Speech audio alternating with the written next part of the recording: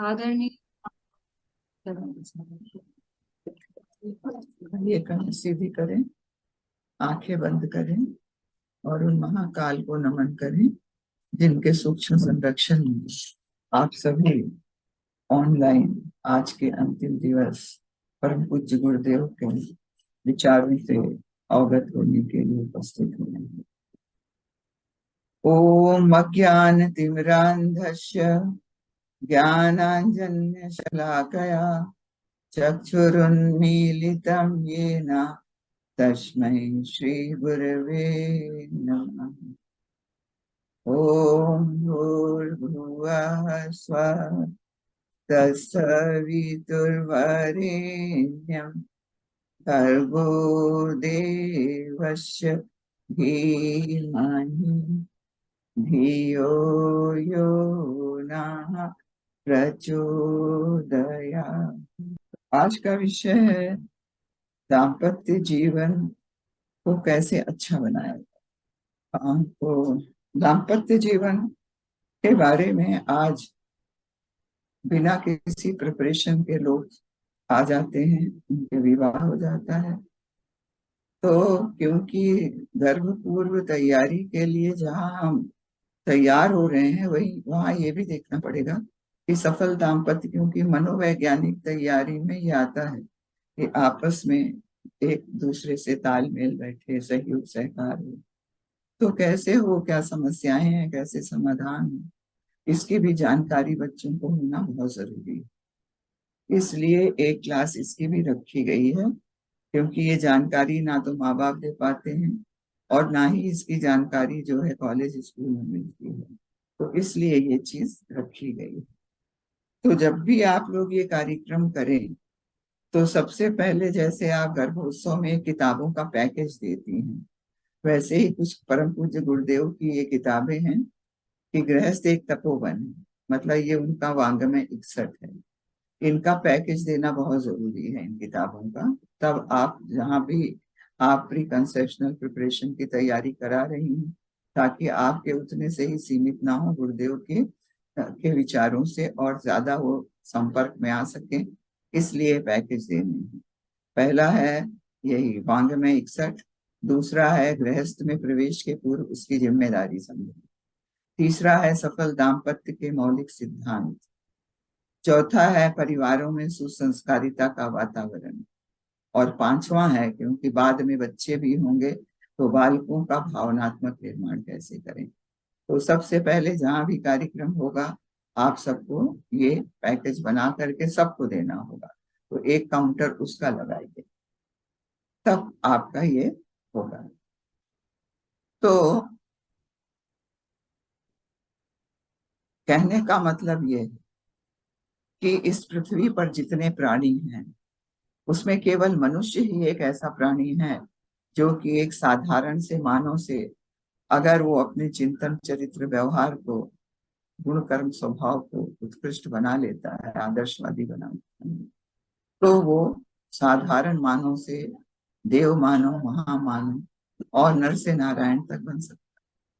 लेकिन जानकारी ना होने के कारण ही वो कभी गलत कर बैठता है और निकृष्ट यौन का प्राणी हो करके नर पशु और नर पिशाच भी हो सकता है। तो ये मनुष्य जीवन अनमोल जीवन है, इसकी जिम्मेदारियां बहुत है। इसकी जिम्मेदारियां एक तो लौकिक जीवन है और एक आध्यात्मिक जीवन है। जहां अपने लौकिक जीवन को अच्छा बनाने के लिए पूरा प्रयास किया जाता है, वहीं अपने आत्मनिर्माण के लिए भी कुछ करना आवश्यक होता है। तो इसीलिए हमारे ऋषियों ने इस वाले जीवन को, पूरे जीवन को, मनुष्य जीवन को, क्यों मनुष्य जीवन को, पशु जीवन को क्यों नहीं? पशु जो है वो कर्म योनि में रहता है, आई मीन भोग योनि में रहता है, लेकिन जो मनुष्य है वो कर्म योनि में है, वो कर्म करके कहाँ से कहाँ पहुंच सकता है। पशु तो भोग योनि में आया है, भोग कर चला जाता है। इसीलिए हमारे ऋषियों ने इस महत्वपूर्ण जो हमारा मनुष्य जीवन है उसको, उनकी जिम्मेदारी को पूरा करने के लिए, उनके लक्ष्य को पूरा करने के लिए 4 भागों में बांटा।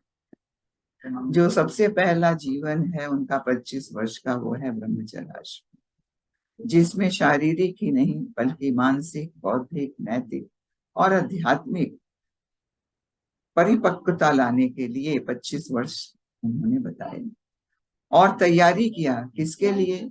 दूसरे आश्रम में प्रवेश करने के लिए।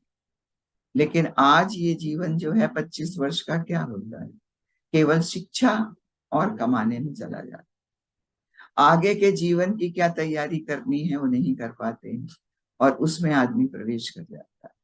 हर चीज का एंट्रेंस एग्जाम होता है, आदमी उसके पहले तैयारी करता है और तब कहीं जाके सफल हो करके उस चीज को करता है। अगर तैयारी नहीं करता तो उसमें फेल हो जाता है, फिर आगे वो पढ़ ही नहीं सकता। इसी तरह से ये भी है, ये जीवन जो होता है ब्रह्मचर्य आश्रम, ये महत्वपूर्ण आश्रम जो आपका गृहस्थ आश्रम है, जिसको दाम्पत्य जीवन कहते हैं, उसकी उसकी तैयारी के लिए होता है। और ये जो दाम्पत्य जीवन है उसका जो लक्ष्य होता है वही लक्ष्य है आपका आत्मनिर्माण और अपना लौकिक जीवन अच्छा बनाना। तो बिना तैयारी के पहुंच गया तो फिर जीवन असफल होता है। और जीवन असफल होने से क्या होता है? आपस में तनातनी होती है और आपस में कहासुनी हो जाती है। और आज हमारी करीब 80 से 90% ऐसे कपल्स हैं जो असंतुष्ट जीवन, जो भारपूर्ण जीवन जी रहे हैं। क्यों? क्योंकि ज्ञान ही नहीं। और ये एक ऐसा हमारा दाम्पत्य जीवन या गृहस्थ आश्रम है जो कि तीनों आश्रम की माँ कहलाता है, सर्वश्रेष्ठ आश्रम कहलाता है चारों आश्रमों में। वो आश्रम केवल किसमें आजकल बीत रहा है? केवल शौक में, अपने बिल्कुल संकीर्ण स्वार्थपरता अपने तक सीमित है। और जिसके कारण जो है, इसमें जब अपना पूर्ण उत्तरदायित्व नहीं निभाता है तो फिर उसकी साधना असफल है। किसी भी स्त्री और पुरुष की साधना को देखा जाए तो उसका व्यवहारिक जीवन क्या होता है? उसका दाम्पत्य जीवन में प्रवेश होता है। अगर हमारा दाम्पत्य जीवन असफल रहा, इसका मतलब हमारी साधना ही असफल। तो दाम्पत्य जीवन असफल के लिए क्या है? क्योंकि ये एक दाम्पत्य जीवन जो होता है ये हमारा एक परीक्षा का समय होता है। क्यों परीक्षा का समय है? क्योंकि इस जीवन में हम बहुत सारे लोग के बीच में रहते हैं, जहाँ ऊंच नीच होता है, कहासुनी होती है, कष्ट कठिनाइयां आती हैं और सुख दुख आते हैं। तो उसको यदि कोई अपने धैर्य पूर्वक, सहनशीलता पूर्वक, क्षमा के द्वारा इसको अगर ओवर कम कर लेता है, जीत लेता है, तब वो दाम्पत्य जीवन में भी सफल होता है और उसकी साधना भी सफल होती है। ये हमारी साधना का व्यवहारिक क्षेत्र है। यदि हमारा दाम्पत्य जीवन ही असफल रहा, हमारे अंदर तनातनी होती ही रही, तो साधना कैसी? फिर साधना जो है सफल नहीं हो सकती। इसीलिए जो है ये दाम्पत्य जीवन में प्रवेश करने के लिए उसकी तैयारी करनी पड़ती है। तो हम कुछ भी कर लें, हम अपना पूरा दिनचर्या अच्छा बना लें, सब कुछ कर लें, योग व्यायाम प्राणायाम कर लें, लेकिन दोनों में कहासुनी तनातनी है, तो उसका जो है वो जो मनोविज्ञान है उसका, दोनों का वो मानसिक जो भावनात्मक निर्माण होना चाहिए वो ना होने के कारण असफल हो जाता है। तो इसलिए दाम्पत्य जीवन कैसे हो, गृहस्थ के पहले कैसे उसकी जिम्मेदारी निभाएं, इसलिए ये कार्यक्रम रखा गया। तो दंपत्ति का मतलब होता है एक दूसरे को जोड़ देना। तो जोड़ देना है कैसे? एक प्रेम, विश्वास और आत्मसमर्पण की गांठ में, एक एक पवित्र गांठ में उसको जोड़ा जाता है। और इस गांठ को क्या कहते हैं? इस गांठ को विवाह कहते हैं। और विवाह के बाद जो जीवन जीते हैं ये पति पत्नी, उसको जो है हम दाम्पत्य जीवन कहते हैं। तो इस दाम्पत्य जीवन में क्या करना चाहिए? हमारे दोनों चीजें, हमारी आध्यात्मिक जीवन भी, हम अध्यात्म के मार्ग पर भी आगे बढ़ें जो कि सबसे ज्यादा जरूरी है, और वैसे ही हम अपने लौकिक जीवन को नैतिक जीवन जीते हुए हम प्रगति का मार्ग प्रशस्त कर सकें, इसलिए ये जीवन दिया जाता है। तो शारीरिक रूप से देखा जाए और मानसिक रूप से भी देखा जाए तो दोनों अधूरे होते हैं। और इस जीवन के बाद क्या होता है? दोनों मिल जाते हैं और पूर्ण हो जाते हैं। तब क्या होता है, उसके बाद जीवन लक्ष्य प्राप्त करने में बड़ी आसानी हो जाती है। दोनों मिलके अध्यात्म मार्ग पर चलते हैं और दोनों ही अपने लक्ष्य को प्राप्त करते हैं, आध्यात्मिक भी और लौकिक जीवन भी। तो जब ये जोड़ा बन जाता है तो क्या है, ऐसे तो घर में कोई घुसने नहीं देता, तो पारिवारिक जो है आपको परमिशन मिल जाती है। पंडित जी आकर के बिल्कुल जोड़े को जो है वो एक ऐसे बंधन में बांध देते हैं जो कि कहते हैं जन्म जन्मांतर तक ना तोड़ने वाला बंधन होता है। समाज भी उसको एक्सेप्ट करता है और हमारा कानून भी एक्सेप्ट करता है, रीति रिवाज भी एक्सेप्ट करते हैं। तो इस तरह से हमारा दाम्पत्य जीवन जो है वो बंध जाता है। लेकिन अपूर्णता क्या है, आप देखिए पुरुष में जो है शक्ति होती है, साहस होती है, निर्भयता होती है, पौरुष होता है।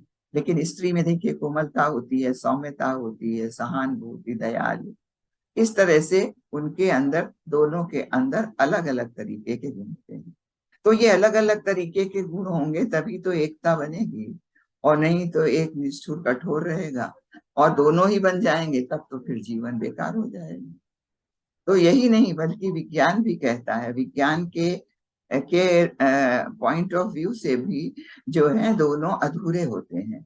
और जब दोनों मिलकर निर्णय लेते हैं, पति पत्नी या पुरुष और स्त्री, कहीं जैसे मान लीजिए ऑफिस में है, तो बहुत अच्छा निर्णय होता है।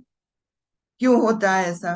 क्योंकि जो मनुष्य का मस्तिष्क है, आप देखिए मस्तिष्क के दो भाग होते हैं, तो ये दोनों भाग के अलग अलग फंक्शन होता है। जो आपका राइट ब्रेन होता है वो रचनात्मक कार्यों में, कलात्मक कार्यों में, संगीत में, जागरूकता में और विचार करने में, कल्पना शक्ति इसकी बहुत तेज होती है, जो हमारा राइट ब्रेन होता है। और कहते हैं कि ये फीमेल ब्रेन है, मतलब जो लेडीज का ब्रेन होता है उसमें ये क्वालिटीज ज्यादा होती हैं।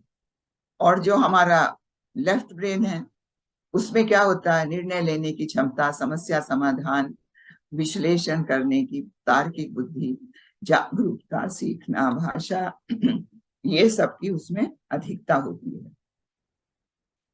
इसके अलावा जो हमारा मेल का शरीर है उसमें एक टेस्टोस्टेरोन नाम का हार्मोन बनता है जिससे उनके अंदर उग्रता आ जाती है। और महिलाओं में जो हमारा हार्मोन बनता है ऑक्सीटोसिन, वो प्रेम का, बहुत ही शांति का प्रतीक होता है। तो इसलिए वो उदार होती हैं, दयालु होती हैं। ये इनका एक दैवी गुण है। और दूसरी जो सबसे इंपॉर्टेंट चीज है, आप देखिए ये मेल ब्रेन है, पुरुषों का ब्रेन है, इसके जो हमारे न्यूरॉन्स होते हैं वो आगे से पीछे की तरफ है। देखिए इसका मतलब कि एक ब्रेन फंक्शन करता है तो दूसरे से अलग रहता है। लेकिन जो बहनों का ब्रेन होता है वो देखिए ट्रांसफर्स है, दोनों मिल करके चलते हैं, दोनों ब्रेन चलते हैं एक साथ। तो कहने का मतलब है ये दोनों ब्रेन से काम करती हैं एक साथ। ये जो है ज्यादा फोकस करते हैं, ज्यादा एक ही चीज पे जो है एकाग्र होते हैं। तो इस तरह से अगर इनको कोई चीज भी करनी है, कोई चीज भी करनी है, तो जो मान लीजिए हम इस समय बात कर रहे हैं आपसे, तो इस समय जो बात कर रहे हैं तो पुरुष होगा तो उसका एक ब्रेन काम कर रहा है, लेकिन बहनों का दोनों ब्रेन काम करता है। या अगर वो कोई चीज, जैसे हम प्रस्तुतिकरण कर रहे हैं, हम आपको प्रेजेंट कर रहे हैं, उसमें हमारा दोनों फंक्शन करेगा, लेकिन भाइयों का एक ब्रेन उस समय फंक्शन करता है। तो कहने का मतलब है इसीलिए ये मल्टीटास्कर होती हैं, एक समय में बहुत काम कर लेती हैं, उधर खाना भी बनाती रहती हैं, उधर कुछ और भी कर लेती हैं। ऐसे वो कई सा काम करती हैं। आप बहनों को देखिए किचन में कैसे बहुत सारे काम कर लेती हैं। और भाई लोग बहुत ही फोकस करके एकांगी रूप से बहुत अच्छा इनका कंसंट्रेशन होता है। जो महिलाएं होती हैं किस चीज को महत्व देती हैं, आपस में उनका अगर कोई भी रिलेशनशिप है तो परोपकारी, मतलब एक दूसरे से बहुत अच्छी रिलेशनशिप।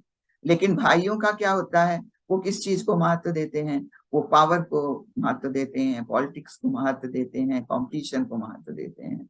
महिलाओं के अंदर इम्पैथी बहुत होती है, समानुभूति, वो दूसरों की जो जो उनके अनुभूति है, उनकी जो वो अपनी अनुभूति मानती। जैसे मान लीजिए किसी को टेंशन है तो वो उस टेंशन को अपने ऊपर लेकर के समझती हैं। तो इस तरह से केवल वो जो है इमोशनल कोशेंट उनका नहीं, बल्कि उनका एम्पैथी भी बहुत ज्यादा डेवलप होती है। इसके अलावा आप देखिए कि जो बहनों के ब्रेन होते हैं उसमें बोलने की क्षमता बहुत अच्छी होती है, पढ़ने की, सीखने की, राइटिंग की ये क्षमता अधिक होती है। लेकिन भाइयों में क्या होती है, वो सुनने की और देखने की। वो एक बार कोई चीज सुनेंगे तो उनको बहुत ध्यान से सुनेंगे, कोई चीज देख लेंगे। जैसे मूर्तिकार है, उसने अगर एक चीज देख ली तो बहुत अच्छी मूर्ति भी बना सकता है। तो इस तरह से दोनों के ब्रेन में बहुत ही ज्यादा कहीं कहीं अंतर है। और कोई कोई चीज जो, जैसे मान लीजिए बहनों के अंदर जो है डिप्रेशन की बहुत ज्यादा बीमारी होती है, लेकिन भाइयों में जो होता है सिजोफ्रेनिया की बीमारी ज्यादा होती है। और अगर बहनों को मानसिक आघात लग जाता है तो बहुत दिन तक वो उसको याद रखती हैं, ऐसा भाइयों में नहीं होता है। तो इसलिए दोनों मिल करके देखा जाए तो मेडिकली भी, और वो भगवान ने भी ऐसा बनाया है, इसलिए दोनों एक दूसरे से बहुत ज्यादा ऑपोजिट भी होती हैं। और जब मिल जाते हैं तो समझ लीजिए फिर एकता आ जाती है और दोनों मिलकर बहुत काम करते हैं। इसलिए कभी भी एक दूसरे को कंपेयर नहीं करना चाहिए, और ना कभी किसी को ये किसी और दूसरे से भी कंपेयर करना चाहिए। तो इस महत्वपूर्ण उत्तरदायित्व क्या है हमारे दाम्पत्य जीवन का। जो सबसे पहला दायित्व है कि वो अपने, मतलब उसका भौतिक जगत में क्या दायित्व है, एक जगह कहीं स्थायी रूप से सुरक्षित स्थान पर नैतिक जीवन जीते हुए सांसारिक एवं आध्यात्मिक प्रगति के मार्ग को प्रशस्त करना। मतलब अगर वो नैतिक जीवन जिएंगे तब वो सांसारिक और आध्यात्मिक मार्ग को प्रशस्त कर सकेंगी। यह सबसे पहला उत्तरदायित्व। दूसरा उत्तरदायित्व तो है एक ऐसी भावी पीढ़ी का निर्माण करना जो प्रखर, प्रतिभाशाली, सुसंस्कारी, समुन्नत हो, जो न केवल अपने अपने परिवार बल्कि समाज, राष्ट्र को भी गौरवान्वित करने वाली प्रतिभाओं और विशेषताओं से संपन्न ऐसी पीढ़ी तैयार करना। ये दूसरा जो है हमारे उत्तरदायित्व है।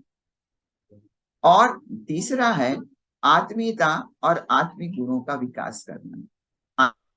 आत्मीयता का और गुणों का विकास कैसे करेंगी? आप देखिए, पहले दो अलग अलग होते हैं, अपने तक सीमित होते हैं। फिर उनका प्रेम और उनका जो सहयोग होता है एक पति पत्नी का हो जाता है। फिर उसके बाद बच्चे होते हैं तो वो उनका सहयोग सहकार बच्चे तक हो जाता है।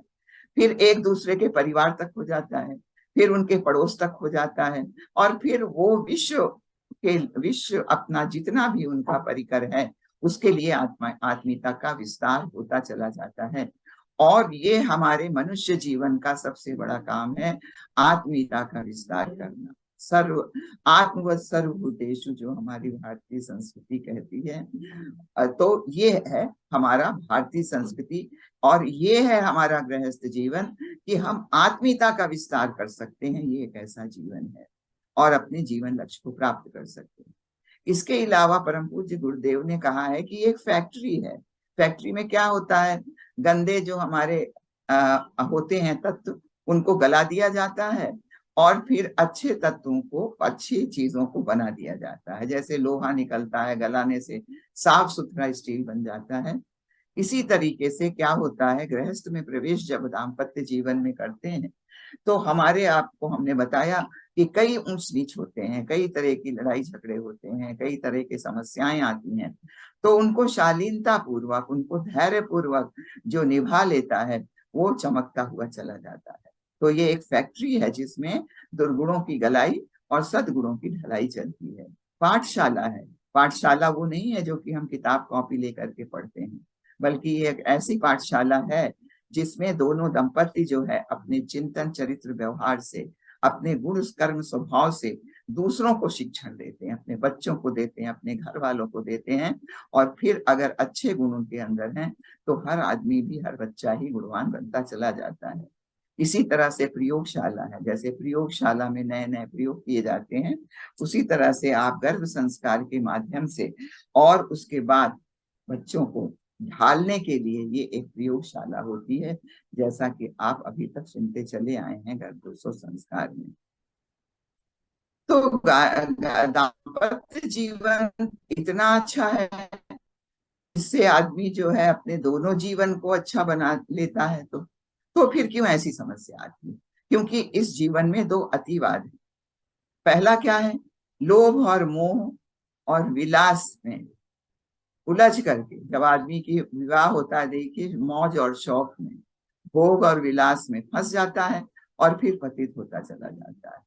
और या तो बड़े उनके अंदर ज्ञान है, तो क्या करते हैं, वो अपना घर छोड़ देते हैं। क्यों? क्योंकि अज्ञानतावश, भ्रांतिवश वो घर छोड़ करके चले जाते हैं। तो करना क्या चाहिए? अपने जो गृहस्थ आश्रम के निर्धारित अनुशासन है उनका पालन करना चाहिए। उन पे भटक गए हैं तो उनका पालन करना चाहिए। और जो हमारे गृहस्थ जीवन की बुराइयां हैं उनको छोड़ना चाहिए, ना कि घर छोड़ देना चाहिए। एक महाभारत की कथा है कि सुधन्वा नाम के राजा थे और उनका लड़ाई युद्ध छुड़ गया अर्जुन से। तो जब अर्जुन और सुधन्वा का युद्ध हो रहा था तो उनके सारथी जो थे अर्जुन के, वो थे भगवान कृष्ण। बहुत महीनों युद्ध चला, तो अंत में ये तय हुआ कि अब केवल 3 तीर पर जो है ये युद्ध का निर्धारण होगा कि कौन जीता और कौन हारा। तो जब पहला तीर अर्जुन ने चलाया तो फिर भगवान कृष्ण ने उसमें ये शक्ति लगाई कि अगर हमने कभी द्रौपदी की लाज बचाई हो तो वो शक्ति इसमें लग जाए। तो सुधन्वा ने वो शक्ति लगाई कि यदि मैं पूरे अपने गृहस्थ जीवन में एक पत्नी व्रत का मैंने पालन किया हो तो वो शक्ति इसमें लग जाए। तो दोनों तीर चले और धराशायी हो गए। फिर भगवान कृष्ण ने कहा दूसरे तीर में कि यदि मैंने गज को ग्राह से बचाया हो, ग्वाल बालों को इंद्र के प्रलय से बचाया हो तो वो शक्ति लग जाए। तो सुधन्वा ने कहा कि यदि मैंने अपने गृहस्थ जीवन का पूर्ण निष्ठा से पालन किया हो, अपने बच्चों को जो हमारा धर्म था उनको अनुशासित, उनको प्रखर प्रतिभाशाली बनाने में यदि कोई कोर कसर ना रखी हो अपने गृहस्थ जीवन में तो वो शक्ति लग जाए। दोनों तीर चले, धराशायी हो गए। तीसरे में भगवान कृष्ण ने कहा यदि जब जब मैंने धरा पर पृथ्वी को भार उतारने के लिए मैंने जन्म लिया है वो शक्ति लग जाए। तो सुधन्वा ने कहा कि यदि मैंने अपने जीवन का एक क्षण भी परमार्थ के लिए ना जिया हो, स्वार्थ के लिए जिया हो और परमार्थ के लिए ही हर क्षण लगाया हो तो वो शक्ति लग जाए। दोनों तीर चले, धराशायी हो गए। और भगवान कृष्ण ने सुधन्वा राजा की एक अच्छे गृहस्थ के रूप में उनका सम्मान किया, उनकी पीठ ठोकी और उन्होंने कहा एक तपस्वी से भी ज्यादा एक अच्छे गृहस्थ जो अपना कर्तव्य का पालन करता है वो उससे ज्यादा होता है, अच्छा होता है, बराबर होता है। तो कहने का मतलब है कि गृहस्थ जीवन इतना इम्पोर्टेंट है, लेकिन जानकारी ना होने के कारण आदमी जो है भटक जाता है। तो जैसे आप दो चीज मिला देती हैं, जैसे केमिस्ट्री में ऑक्सीजन और हाइड्रोजन को मिला दीजिए तो पानी जैसी एक बहुत अच्छी सी चीज मिल जाती है जो हमारा जीवन दायनी चीज है।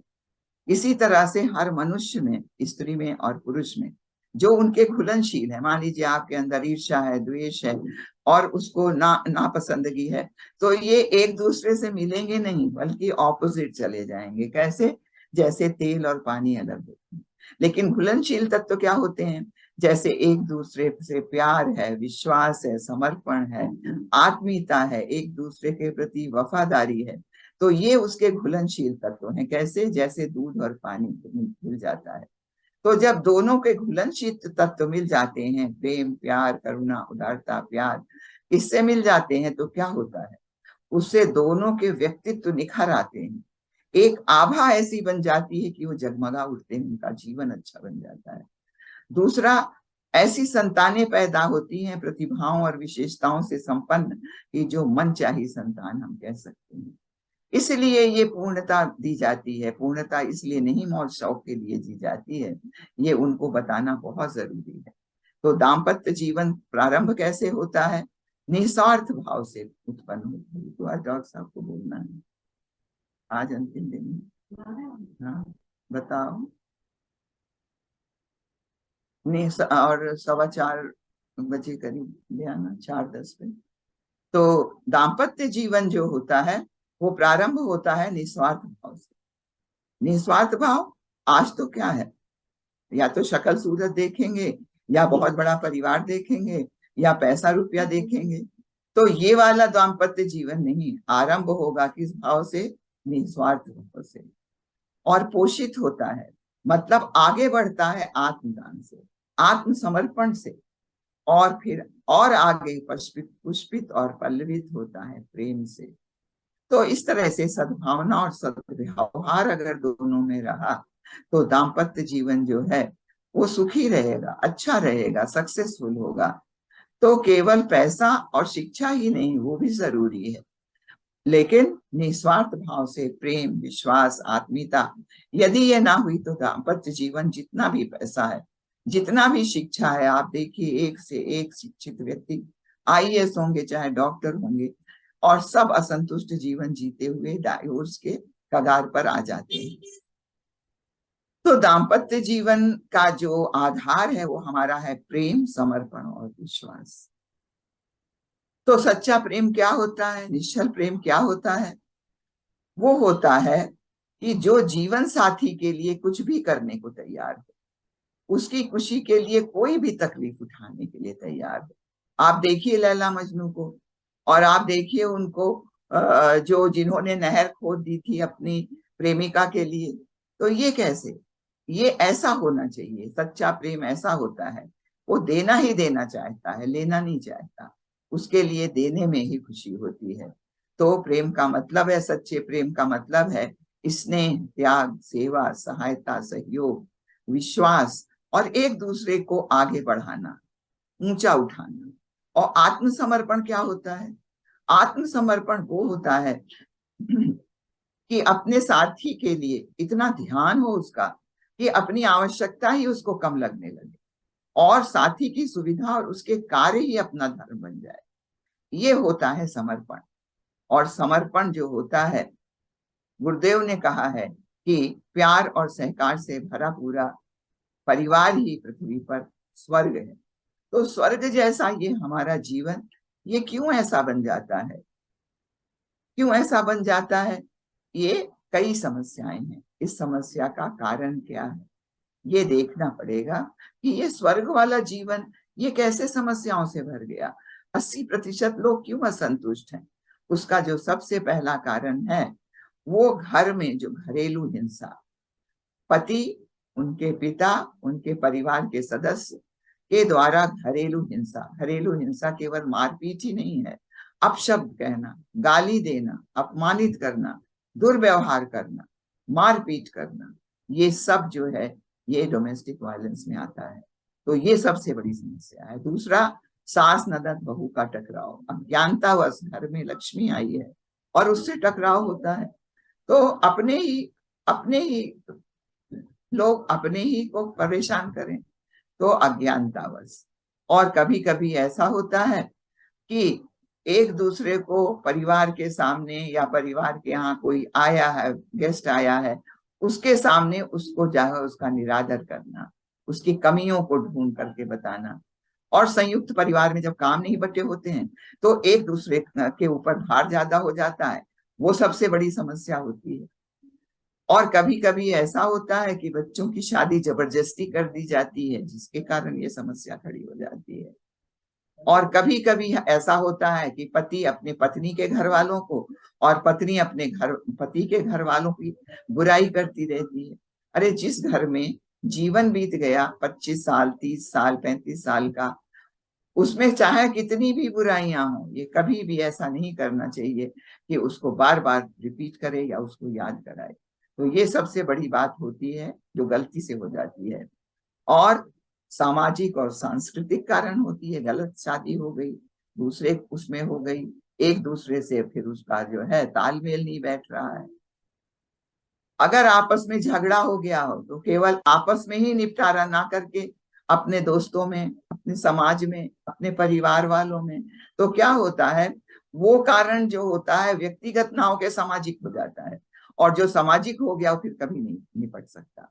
तो इसलिए आपस में कोई बात है तो अपना मिल बैठ के पूरा करना चाहिए। अगर मान लीजिए कोई पुरानी गलती है तो उसको बार बार नहीं गिनवाना चाहिए, उसको सुधारात्मक दृष्टिकोण रखना चाहिए। और मान लीजिए एक गुस्सा हो गया तो दूसरा भी उसी उसी तरह चिल्लाने लगा, अरे एक आदमी तो चुप रहेगा तब तो कहीं जाके शांति होगी। तो इस तरह से खुद भी नहीं चिल्लाने लगना चाहिए। और अपने पति या पत्नी का किसी से कंपेयर करना, अरे देखो उसका पति तो ऐसा है, ऐसा करता है, उसकी पत्नी तो इतना अच्छा खाना बनाती है, वो तो ऐसा करती है, वो भी ऑफिस जाती है लेकिन फिर भी ऐसा करती है। तो ये सब कंपेयर अगर हम करने लगते हैं तो कुंठा बैठ जाती है। नशीली चीजें का सेवन करते हैं। और आजकल इतनी ज्यादा हमारे जो हैं ये गजेट्स बन गए हैं, इतनी ज्यादा हमारे, कि उसी में आदमी व्यस्त हो जाता है, जिसके कारण गलत गलत चीजें देखता है। और फिर हमारी महत्वाकांक्षाएं भी, जितनी हमारे हमारा कमाई है उससे ज्यादा महत्वाकांक्षा रखना, ये भी एक कारण हो जाता है। और कभी कभी दूसरे से संबंध रखता है, पति कहीं संबंध हो जाता है, पत्नी का कहीं हो जाता है। तो ये अवैध संबंध भी जो होते हैं। और कभी कभी धोखे में शादी करा दी जाती है कि पति इतना कमाता है, यहाँ है, पता चला कि वो बैंक का चपरासी है और बता दिया गया वो बैंक का मैनेजर है। तो इस तरह से उसकी एजुकेशन ये है और उसकी एजुकेशन वो नहीं रहती, झूठा सर्टिफिकेट चला जाता है। तो इस तरह से जो है, और असंतुष्ट वासनात्मक जीवन और यौन समस्याएं भी बहुत होती हैं जो कि झगड़े का कारण बन जाती हैं। कभी कभी ये हो जाता है कि हम अपने कैरियर को बहुत ज्यादा महत्व देते हैं और घर में भी पहुंच जाएंगे तो भी ऑफिस का काम करते रहेंगे। घर में आपस में बैठ के मिल बैठ करके टाइम नहीं देते, क्वालिटी टाइम नहीं देते हैं। और जो हमारे उत्तरदायित्व हैं उसकी हम उपेक्षा करते हैं। और कभी कभी होती है, जैसे पति पत्नी की अलग अलग रुचियां होती हैं, फिर उसको पिक्चर देखना पसंद है, उसको उपासना करना पसंद है। तो इसमें क्या है, आपकी रुचियां अलग अलग हो सकती हैं, एक दूसरे से तालमेल बिठाइए। वो गायत्री माता का पुजारी है तो उसका पति जो है हनुमान जी का पुजारी, तो क्या है, वो कोई गलत काम थोड़ी कर रहे हैं। तो आपस में तालमेल बिठाइए, कभी ना कभी ऐसा साथ आएगा कि दोनों एक साथ मिल बैठ करके वही वही उपासना करेंगे। इस तरह से आपस में कभी गलतफहमी हो जाती है, मिसअंडरस्टैंडिंग हो जाती है, जिसके कारण ऐसा होता है। और गलत टीवी सीरियल और गलत ये सब देखना, व्हाट्सएप देखना, ये सब एक जो है ये मुद्दे हैं हमारे, जो कि हमारे गृहस्थ आश्रम को, तो ये सब बच्चों को पहले से ही बताना चाहिए ताकि बच्चे इससे सचेत रहें। और इसी कारण, ना जानकारी के कारण, आज देखिए डाइवोर्स के जो है केसेस बढ़ते चले जा रहे हैं। 1915 तक ये 3% थे, जबकि पहले 1988 में 0.5% थे, और अब तो पता नहीं कितने परसेंट बढ़ गए हैं। तो इसलिए समस्याओं के समाधान भी करना चाहिए। अब समाधान परम पूज्य गुरुदेव की उन्हीं किताबों में लिखे हैं, जिसमें से ये छांट करके आपको बताए जा रहे हैं। तो गृहस्थ जीवन आपको बताया गया। गृहस्थ जीवन या दाम्पत्य जीवन जो है उसके 3 पिलर हैं, प्रेम, समर्पण और विश्वास। तो आपका विश्वास क्या होता है? विश्वास दाम्पत्य जीवन का प्राण है। विश्वास से ही एक दूसरे से सम्मान आता है, और सम्मान आता है तभी हम किसी के लिए कुछ कर पाते हैं, उदारता आती है। तो कहने का मतलब है एक दूसरे में विश्वास करना चाहिए। संदेह कब होता है, विश्वास अविश्वास कब होता है? हम कोई बात छिपाते हैं, अपनी कोई बात छिपाएंगे तो दूसरे को संदेश होगा, और जब संदेह होगा तो एक दूसरे से घृणा होगी, फिर कलह की स्थिति होगी, जरा जरा सी बात पर आप एक दूसरे पे छीटाकशी शुरू हो जाएगी, लड़ाई झगड़ा होने लगेगा, और यहाँ तक की आफत आ जाती है कि डाइवोर्स तक हो जाती है। तो इसलिए संदेह और अविश्वास तो कभी किसी के ऊपर करना ही नहीं चाहिए। और सद्भावना और आत्मीयता की शत्रु कौन है? जो आत्मीयता और सद्भावना हमारे गृहस्थ जीवन का प्राण है, उसकी शत्रु ही शंका है, संदेह है।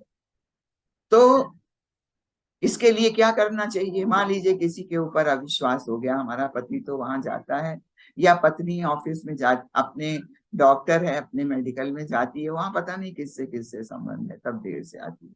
इस टाइप का मान लीजिए किसी के अंदर अविश्वास हो गया, तो ये नहीं कि आपस में लड़ाई झगड़ा और अपने अंदर रखे रहे और घुटते रहे, बल्कि जब कभी शांति पूर्वक, प्रसन्नता पूर्वक आप बैठिए, तो आपस में मिल बैठ करके इस शंका को समाधान करिए।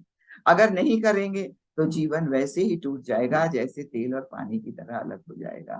इसलिए आपस में अविचलित विश्वास बना रहना चाहिए और अपने वातावरण को ये यही हमारे वातावरण को, गृहस्थ जीवन को जो है, अविचल विश्वास, सम्मान, सहयोग और स्नेह रखने से वातावरण अच्छा बन जाता है। जैसे किसका था? कबीर का, कबीर की पत्नी का। अब उनको विश्वास था कि मेरा पति जो कहेगा वो सही कहेगा, उसका ऐसा विश्वास था। इसलिए दिन के समय में भी उन्होंने दीपक मंगाया किसी अपने शिष्य के संग का समाधान करने के लिए, तो वो तुरंत ले आई। और शिष्य ने पूछा, भाई इन्होंने भाई दिन में क्यों दीपक ले आई? उन्होंने कहा, इसको हमारे अंदर विश्वास है कि जो हम करेंगे वो ठीक करेंगे। इसी तरह से वंदनीय माता जी को पूरा विश्वास था कि परम पूज्य गुरुदेव हिमालय जा रहे हैं, तो युग निर्माण योजना थोड़ी अधूरी रह जाएगी, वो पूरी होके रहेगी। इसलिए परम पूज्य गुरुदेव उसको पूरा करने के लिए जा रहे हैं।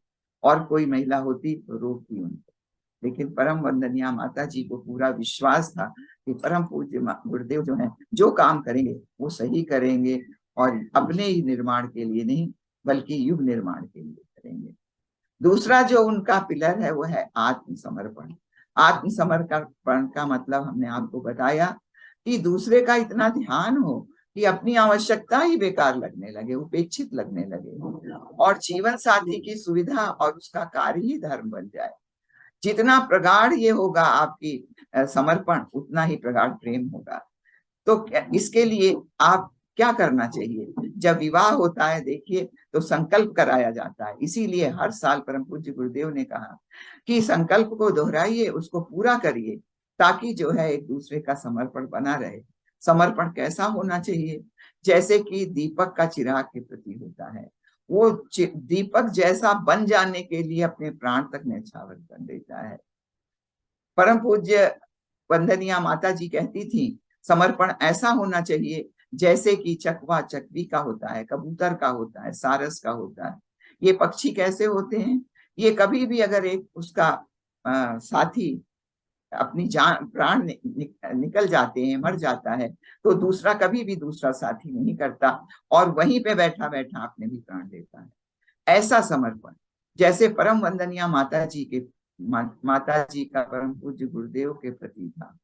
उन्होंने अपना सारा, उनकी जितनी भी मनोकामनाएं थी, जितना भी उनका सांसारिक कुछ भी हो, हर चीज उन्होंने परम पूज्य गुरुदेव के चरणों में समर्पित कर दिया था। अखंड दीपक को प्रज्वलित रखना, घर में इतने लोगों की जिम्मेदारी को निभाना, इतने शिष्यों को संभालना, उसके बावजूद भी गुरुदेव की एक इस कार्य के लिए, उनके गुरुदेव के कार्य के लिए उनका एक एक क्षण वो धर्म बन गया था।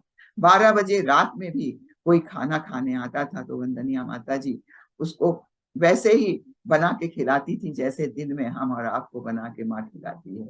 तो हर चीज का ध्यान, हर चीज जो था, एक एक क्षण वो गुरुदेव के लिए समर्पित थी। और कैसे समर्पित थी? जैसा हमने आपको बताया, दूध और पानी की तरह। तो दूध और पानी की तरह ये समर्पण होगा, तब कहीं जाकर के एक दूसरे के प्रति जो है ये भाव आएंगे और तब आपका दाम्पत्य जीवन अच्छा बनेगा।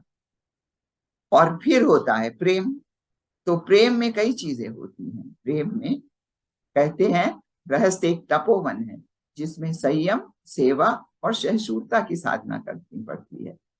तो संयम और त्याग एक चीज है, त्याग करना। तो विश्व मोह और वासना में क्या होता है? लोग कहते हैं हम अपनी पत्नी से बहुत प्यार। कब तक? जब तक उसके अंदर सुंदरता है, जब तक उसका शरीर अच्छा है। तो मोह माया, मोह और वासना नहीं, बल्कि विशुद्ध प्रेम में क्या होता है? देना होता है। और मोह वासना में क्या होता है? लेना होता है। तो इस तरह से दोनों में बहुत अंतर है। तो देना ही देना होता है प्रेम में। और क्या होता है? आपको हमने बताया कि अब उन अपनी आकांक्षाओं को पूरा करने के स्थान पर अपने जीवन साथी की आवश्यकताओं के प्रति तत्परता पूर्वक उसकी आवश्यकताओं को पूरा करना है। अब मान लीजिए पति है, उसको अपनी आना है कि उनके लिए नया सूट आना है, लेकिन आवश्यकता यहाँ जीवन साथी की है, उसके पास कपड़े कम हैं, फटे हैं और उसकी जरूरत है। तो जीवन साथी की आवश्यकता पहले पूरा करें, ना कि अपनी आकांक्षाओं को पूरी करें। कम पाने और अधिक देने की नीति होनी चाहिए। पहले आप फिर मेरा सुख, ये स्वर्ग बना देता है। तो इस तरह से जैसे परम वंदनिया माता जी ने किया, परम पूज्य गुरुदेव के कार्य के लिए उन्होंने अपने गहने त्याग दिए, अपनी भावनाओं का त्याग किया, अपनी सुविधाओं का त्याग किया, हर चीज का त्याग उन्होंने कर दिया। तब कहीं जाकर के आपस में इतना ज्यादा दाम्पत्य जीवन अच्छा बना कि वो हम आपके लिए एक एग्जाम्पल प्लेस कर रहा है। एक कहानी वंदनिया माता जी सुनाती थी, मैरी और टॉम्स की। मैरी और टॉम्स बहुत प्यार करते थे एक दूसरे से, उनके अंदर विशुद्ध प्रेम था, वो देने ही देने की बात सोचते थे। और उनका मैरिज एनिवर्सरी आई। मैरिज एनिवर्सरी आई तो पैसे थे नहीं, तो मैरी की जो थे बाल बड़े सुनहरे थे, बड़े सुंदर थे, घुंघराले थे। तो मैरी ने सोचा क्यों ना हमारे टॉम के पास घड़ी है, उसके पास चेन नहीं है, तो हम अपने बाल बेच करके उसके लिए चेन खरीद लें। मैरी गई, अपने बाल बेचे और उनके लिए घड़ी की चेन ले आई। इधर उसने सोचा, टॉम ने, कि मेरे मैरी के इतने सुंदर बाल और उन बाल में लगाने के लिए क्लिप नहीं, तो हम क्यों ना अपने घड़ी को बेच के उस क्लिप को खरीद लें। वो गया और उसने अपनी घड़ी बेची और वो अपना चेन ले आया, उसके बाल के लिए क्लिप ले आया। जब दोनों रात में बैठे और एक दूसरे को गिफ्ट देने लगे, तो उसने कहा तुम अपने बाल खोलो, तुमने स्कार्फ क्यों लगाया? तो उसने जब स्कार्फ खोला तो उसमें बाल ही नहीं। उसने कहा मैंने अपनी बाल बेच करके आपके लिए ये चेन लाई। और जब उसने देखा कि भाई आपकी घड़ी कहाँ है, तो पता चला घड़ी बेच के वो चेन ले आई। तो ये होता है त्याग। तो संयम, अगर आप अपने अंदर संयम रखेंगे, इसी को संयम कहते हैं, हर चीज में संयम ही होना, त्याग करना दो एक दूसरे के लिए, ये होता है त्याग। फिर अः सेवा और सहिष्णुता, सेवा सहिष्णुता की साधना करनी पड़ती है। और सहायता, सेवा, ये एक चीज है। कभी किसी के कोई दुख हो गया, कोई पीड़ा हो गई, कोई लाचारी हो गई, कोई मानसिक दुख आ गया, एक दूसरे को पूरा साथ देना चाहिए। ये नहीं कि वहां पे पता चला कि आप शिक्षण देने लगे। अरे थोड़ा तो उसको प्यार से समझाइए, प्रोत्साहन दीजिए, सहानुभूति द्वारा उसको, उसकी उस कठिनाई को दूर करिए। जब तक ठीक था तब तक तो आपने साथ दिया, आज वो अपाहिज हो गया, आज किसी कारण से वो बेड रिडन हो गया, तो हम कैसे उसका साथ नहीं देंगे। तो सेवा निस्वार्थ भाव से होनी चाहिए, ये नहीं कि दास दासियों जैसा एक दूसरे की सेवा, किसी को कोई कष्ट कठिनाई, इसका राइट है, मेरा राइट है आपसे काम लेना, ये नहीं। से कर्तव्य भावना से होना चाहिए और छोटी छोटी सी बातों पर ध्यान रखना चाहिए एक दूसरे से, तो जिससे दूसरों को प्रसन्नता मिले। अगर उचित है तो उसको पूरी करने में कभी कंजूसी नहीं करना चाहिए। इस तरह से जो बात जीवन साथी साथी को चुभती हो, उसको खराब लगती हो, तो बार बार उसको नहीं करना चाहिए। ये भी एक तरह से सेवा सहायता है। या अपने घर पे बहुत लोगों का जमावड़ा नहीं बनाना चाहिए, क्योंकि उससे क्या होता है, पत्नी का समय वेस्ट होता है, उसका श्रम वेस्ट होता है और उसका बहुत ही ज्यादा उसमें जो है इन्वॉल्वमेंट हो जाता है। तो ये भी एक तरह से सेवा है उसकी। एक दूसरे से संतुष्ट होना चाहिए। अगर एक दूसरे से संतुष्ट नहीं होंगे, असंतुष्ट होंगे, जैसे आज का जीवन है, तो वैसे ही एक दूसरे से अलग होते जाएंगे। इसलिए कहाँ कहीं भी जाएं तो एक दूसरे को साथ लेकर के जाएं। कहीं दोस्तों के घर जा रहे हैं, सिनेमा देखने जा रहे हैं, तो ये नहीं कि अपने दोस्तों के साथ चले गए। अरे दोस्तों के साथ तो हमेशा रहते हैं, तो उससे क्या है, संतुष्ट पत्नी भी होती है और पति भी होता है। और ज्यादा पत्नियों को बहुत ज्यादा जो उनका उपार्जन है उसी में ही अपना खर्चा चलाना चाहिए, तब संतुष्ट होंगे आप। नहीं तो बहुत श्रृंगार में, आडंबर में अपनी अगर योगदान आप लेते रहेंगे, तो फिर आप कैसे उतनी कमाई में काम करेंगे।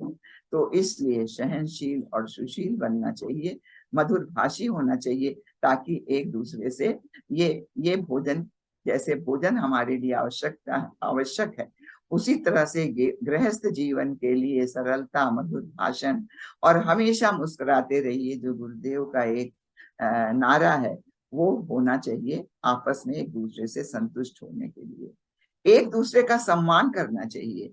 तो उसके लिए ये याद रखना चाहिए कि दूसरों के साथ हम दूसरे के साथ वो व्यवहार नहीं करेंगे जो हमें अपने लिए पसंद नहीं। और दोष तो कभी ढूंढेंगे नहीं, उसकी अच्छाइयों को ढूंढेंगे और दोष को धीरे धीरे करके दूर करने का प्रयास करेंगे। अगर हम उसके दोषों को ढूंढते रहेंगे तो धीरे धीरे क्या होगा, आपस की खाई बढ़ती जाएगी और एक दिन फिर वही अंतिम निर्णय हो जाएगा डाइवोर्स का। तो इसलिए अगर उसके कोई गुण हैं तो उसकी प्रशंसा करिए। खाना बहुत अच्छा बना है तो प्रशंसा करिए, ये नहीं कि बस ठीक है वो तो इससे अच्छा बनाती, ये नहीं।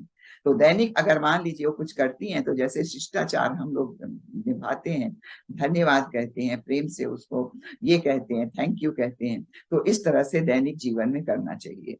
आप देखिए सम्मान परम पूज्य गुरुदेव वंदनिया माता जी का कैसा करते थे। हमेशा माता जी पूरे दिन नीचे काम करती रहती थी, सबसे मिलती जुलती थी, हजारों लोगों के खाने का प्रबंध करती थी। फिर भी रात में जाकर के उनको परम पूज्य गुरुदेव को शाम को जाकर के पूरी रिपोर्ट देनी पड़ती थी। तो जब वंदनिया माता जी का शरीर बहुत भारी था, वो नीचे से ऊपर जाती थी, उनको पैर में दर्द होता था, तो ऊपर परम पूज्य गुरुदेव रहते थे। तो जब माता जी जाती थी तो गुरुदेव थोड़ा 4-5 सीढ़ी नीचे उतर करके और उनको जो है ऊपर ले आते थे, और ऊपर आते ही वो एक गिलास पानी देते थे वंदनिया माता जी को, इतना सम्मान करते थे। और माता जी की कहते हैं फोटो अपने अलमारी में रखते थे और हमेशा कहते थे कि ये मिशन जो बढ़ा है वो माता जी के स्नेह और प्यार से बढ़ा है, माता जी तो मेरे दाहिनी हाथ है। ये होता है सम्मान पति पत्नी का, ये नहीं कि हम ऐठे हैं और जैसे हम हैं वैसे उसमें कोई भी हो, तो ये नहीं। सम्मान एक दूसरे का करने से क्या होता है, सहयोग मिलता है। आप उसका सम्मान करेंगे चाहे जैसी भी हो तो आपको सहयोग मिलेगा, पति पत्नी का एक दूसरे का सहयोग मिलेगा और सहयोग से फिर निरंतर ये गाड़ी आगे चलती रहेगी। तो सहयोग कैसा करना चाहिए, जैसे मान लीजिए दोनों वर्किंग हैं, आए घर में, तो ये नहीं है कि एक जना तो बिल्कुल ठाट से बैठ गया और टीवी देखने लगा। अरे जब पत्नी आई है वो भी थकी हुई है, तो वो जब खाना बना रही, चाय बना रही है, घर के काम में इंटरेस्ट ले रही है, तो आप भी थोड़ी देर चले जाइए किचन में, थोड़ा हेल्प कर दीजिए, घर का काम कर दीजिए, चाय दोनों एक साथ मिल करके पी लीजिए। तो इस तरह से जो है एक दूसरे का सहयोग करना चाहिए और एक दूसरे के प्रेम स्नेह सम्मान सहयोग और प्रशंसा और विश्वास से ही सुधार प्रदान करते रहिए। अगर कोई कमी भी है तो प्रेम और विश्वास से प्रशंसा से ही वो सुधर सकता है, किसी के ऊपर गुस्सा करके तुनक मिजाजी करके और टॉन्ट करके नहीं हो सकता। तो इस तरह से घर में उत्तरदायित्व तो बटे होने चाहिए। आप देखिए उत्तरदायित्व तो ऐसे बटे होने चाहिए, चलिए हम खाना बनाते हैं तो आप बर्तन लगा दीजिए, हम खाना बना रहे हैं, घर का काम सफाई कर रहे हैं तो आप कपड़े की धुलाई वॉशिंग मशीन में मोती डाल दीजिए। इस तरह से पति पत्नी के अगर काम बटे होंगे, हम बच्चों को पढ़ा रहे हैं तो आप दूसरा काम कर दीजिए, नहीं तो क्या होगा, वो बच्चों को पढ़ाएगी, वो टीवी देखेंगे तो बच्चों का दिमाग उधर चला जाएगा। तो इसलिए एक दूसरे को सहयोग में बहुत ज्यादा जरूरी है कि ये सब सहयोग होना चाहिए। और फिर हमको जो होता है ये प्रेम, तो प्रेम क्या होता है, प्रेम जो होता है वो कई एलिमेंट से लिए होता है। प्रेम में हमने आपको बताया कि देना ही देना होता है, लेना नहीं होता। तीसरा पिलर है प्रेम। तो प्रेम का जो सबसे आखिरी चीज है वो सुधार। आपको हमने इतनी चीज बताया, त्याग, सेवा, संतुष्ट और सम्मान और सहयोग। अब है सुधारात्मक दृष्टिकोण रखना चाहिए।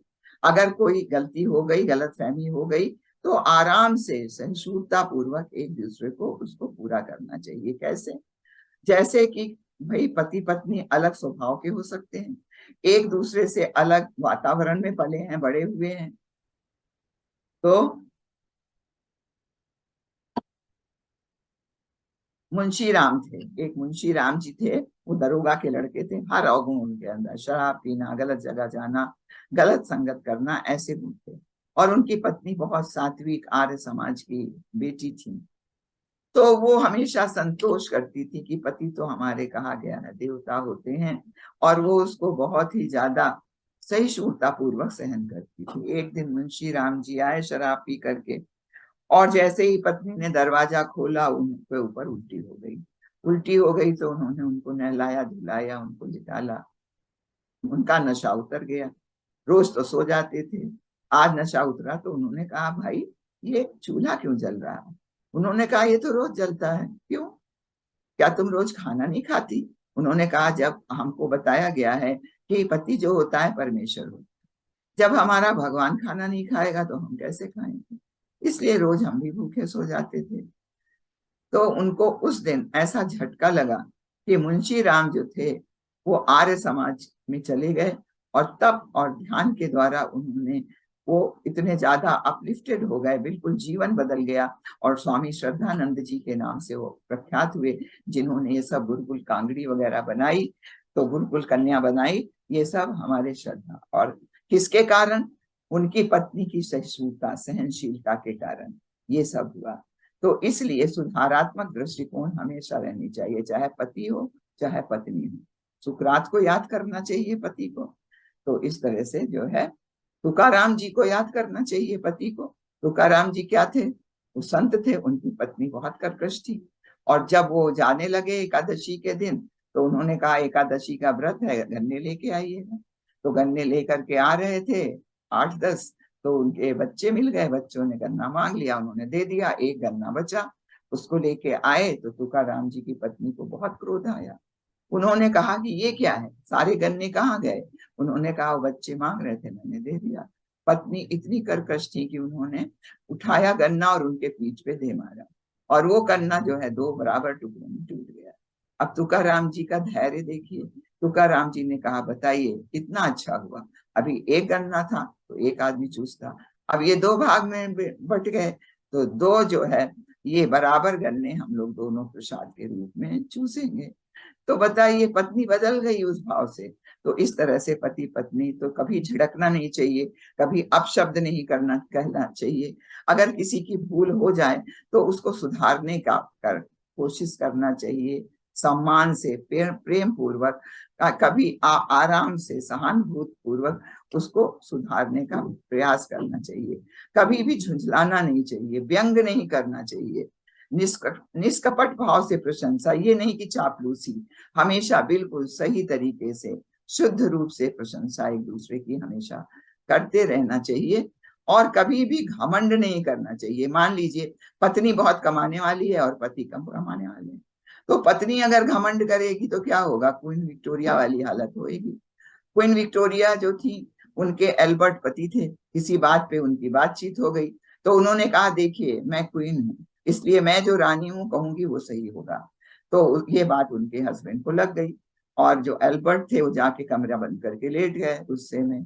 तो अब इनको महसूस हुआ कि ये तो मैंने कुछ गलत कर दिया।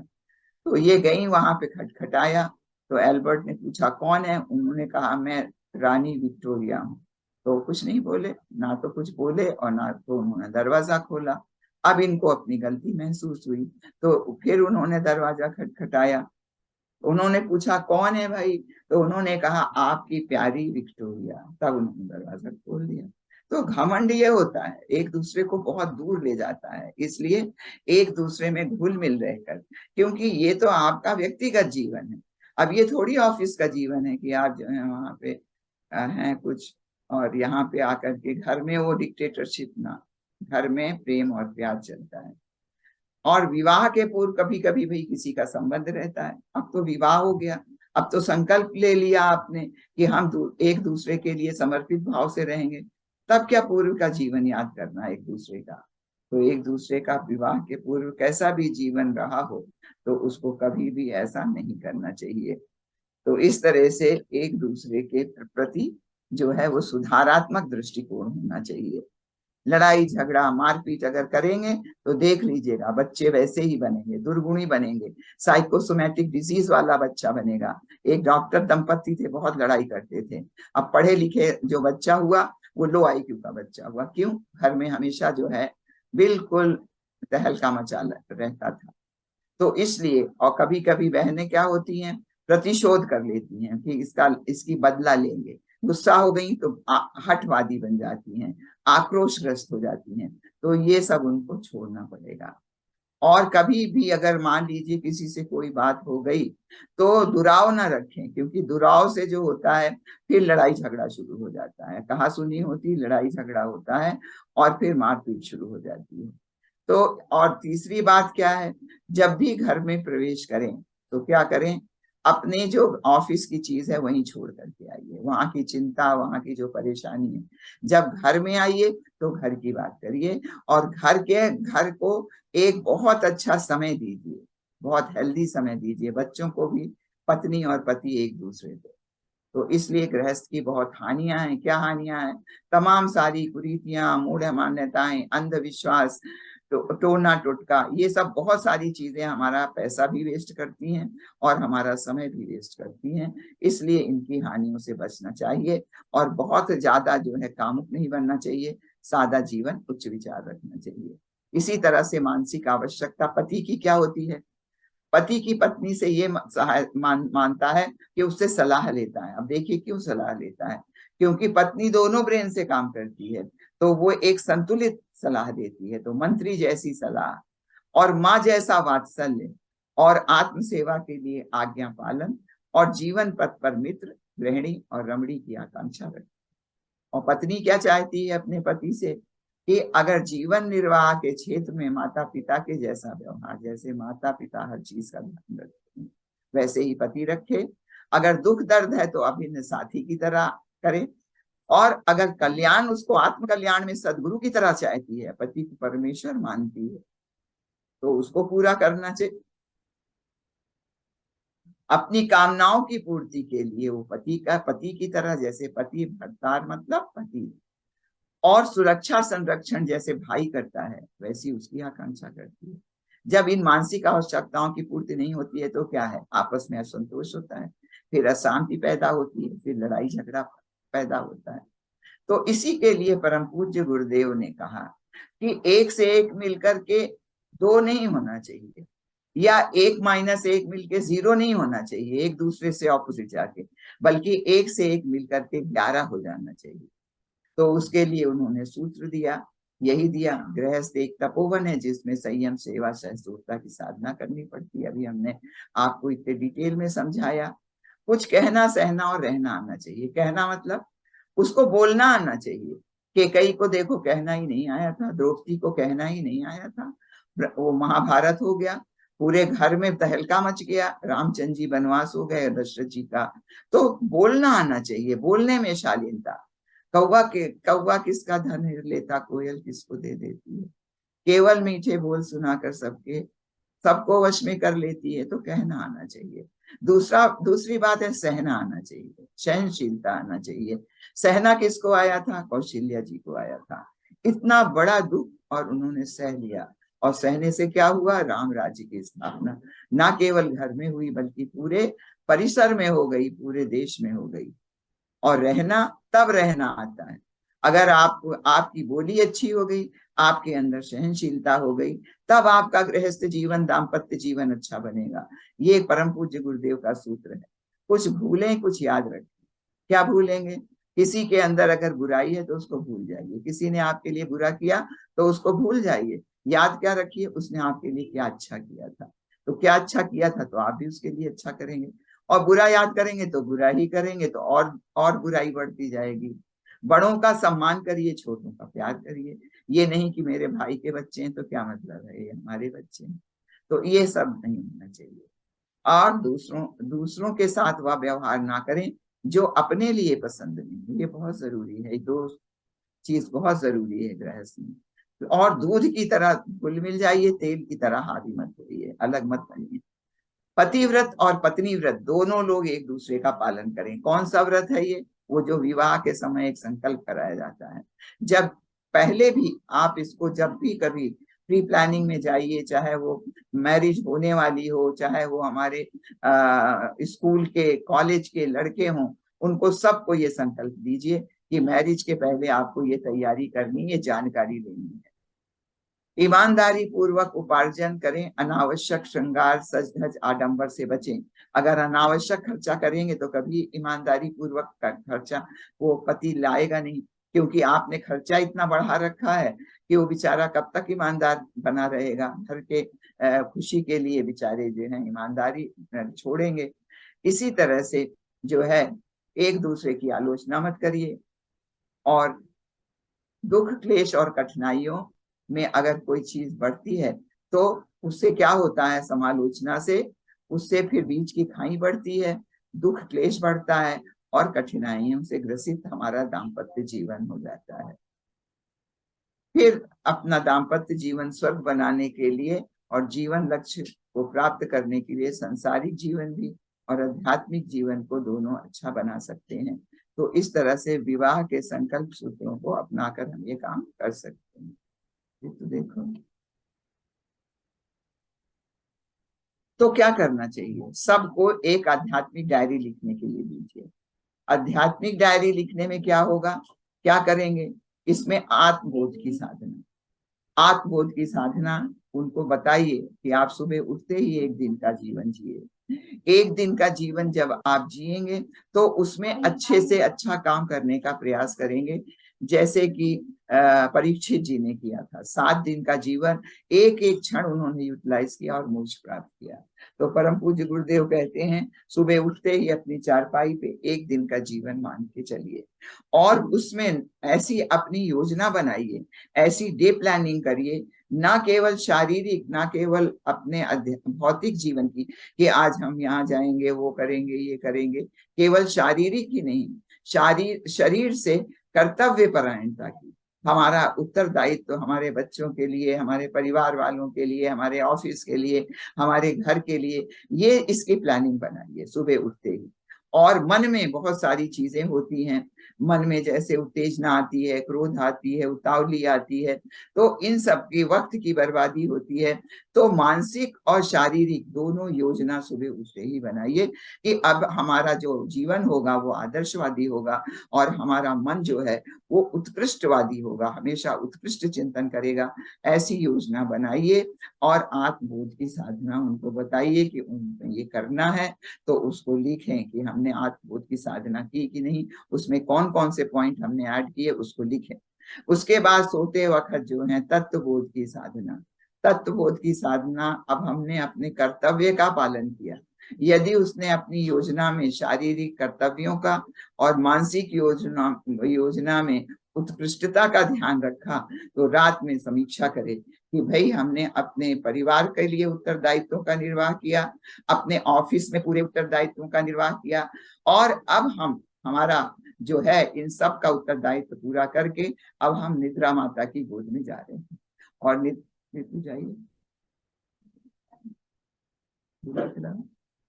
निद्रा माता की गोद में जा रहे हैं और निद्रा माता की गोद में जा करके अब हम शांति पूर्वक सोएंगे। और अगर भगवान ने हमको अगला जीवन दिया तो हम अगला जीवन इससे भी अच्छा बनाएंगे।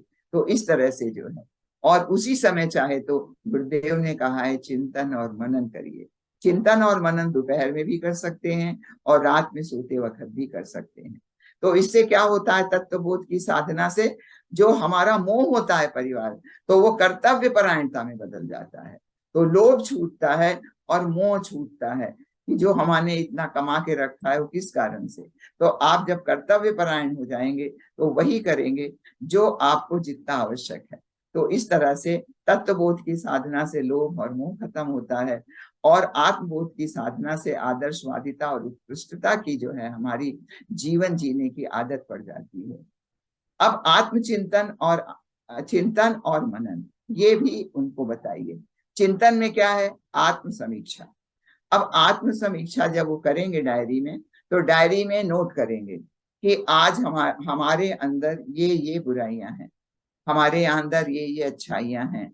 तो जो अच्छाइयां हैं तो उनको बढ़ाने का प्रयास करेंगे और जो बुराइयां हैं उनको लिख लीजिए, ऊपर डायरी में वहां पे लिख लें।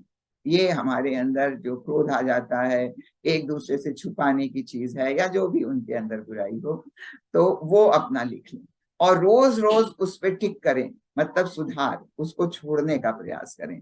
तो ये बुराई हमने छोड़ी कि नहीं, उसको रोज करें। तो जैसे मान लीजिए उस किसी के अंदर जो है वो सिगरेट पीने की जो आदत है, तो उसने समीक्षा में ये बताया, वो सोचा कि आज से हम सिगरेट नहीं पिएंगे। उसको समीक्षा में ये पता लगा कि हमारे अंदर बुराई है सिगरेट पीना। सिगरेट पीने से क्या होगा, हमारे जो गैमीट्स हैं वो खराब बनेंगे और जो हमारी आने वाली संतान है वो खराब बनेगी। तो इस तरह से उसने आत्म समीक्षा की। अब उसने आत्म सुधार में क्या किया, उसने जो है उसको सुधार करने के लिए जो है वो छोड़ने का संकल्प किया। तो छोड़ने का संकल्प लिया, ये आत्म सुधार है कि हम सिगरेट नहीं पीएंगे। लेकिन उसने छोड़ तो दिया, फिर उसमें उसकी जगह कोई अच्छी चीज नहीं ग्रहण की, तो क्या होगा, दूसरी बुराई आ जाएगी। आज सिगरेट नहीं पिएगा, कल कोई और नशा करने लगेगा। तो आत्मनिर्माण, उसको सुधारने के लिए कोई अच्छी चीज लेगा। क्या करेगा कि आज से हम प्राणायाम करेंगे, आज से हम व्यायाम करेंगे, ताकि हमारे जो अंदर जो ये चीज है जो खराब हो रही थी जिस कारण से, स्मोकिंग से, वो चीज और अच्छी बनेगी। तो वो प्राणायाम करेंगे, व्यायाम करेंगे, ये हुआ आत्मनिर्माण। और आत्म विकास क्या, उसको हम अपने जीवन में ही ढाल लेंगे और दूसरों को भी इसके बारे में बताएंगे। Self analysis, self correction, self improvement and self expansion, उसको एक्सपेंड करेंगे। तो इस तरह से जो है ये हम अपने मानसिक आलस प्रमाद हटाएंगे और ये सब हटाएंगे। तो इस तरह से ये जीवन का आधार है प्रेम, समर्पण और विश्वास। और अब हम जो है अपनी बात समाप्त करते हैं।